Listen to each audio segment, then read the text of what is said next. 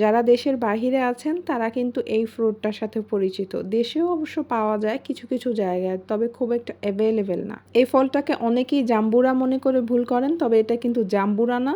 জাম্বুরার English নাম হচ্ছে পামেলো, আর এই ফলটার ইংলিশ নাম হচ্ছে গ্রেপফ্রুট। আমি বলি শর্টকাট রেড অরেঞ্জ, এটাই মনে হয় সবচাইতে ইজি। এত কথার কারণ হচ্ছে বাঙালিদেরকে আমি দেখি এই ফলটা খান না, কিন্তু এই ফলটা খাবেন। যাদের অতিরিক্ত ওজন তারা খাবেন, ওয়েট লসের জন্য এটা খুবই উপকারী। যাদের ডায়াবেটিসের সমস্যা আছে তারা খাবেন, ডায়াবেটিসের জন্য এটা খুব ভালো কাজ করে। ভিটামিন সি রিচ হওয়াতে অতিরিক্ত চর্বি কমাতেও কিন্তু সাহায্য করে।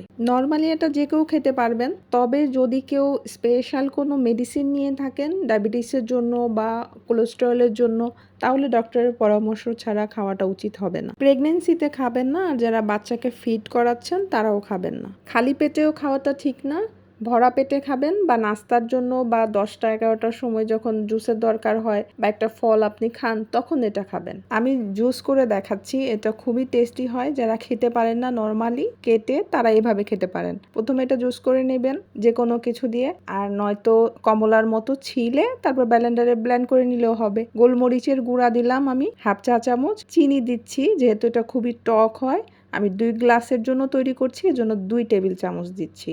যারা ওয়েট লসের জন্য খাবেন তারা চিনি অ্যাভয়েড করবেন। তোকমা ভিজিয়ে রেখেছিলাম, 2 চা চামচ দিব। চিয়া সিড চাইলেও দিতে পারবেন। সব একসাথে এখন মিক্স করে নেওয়ার পালা। চিনি এবং ব্ল্যাক পেপার দুটোটা একসাথে ভালোভাবে মিশিয়ে নিতে হবে।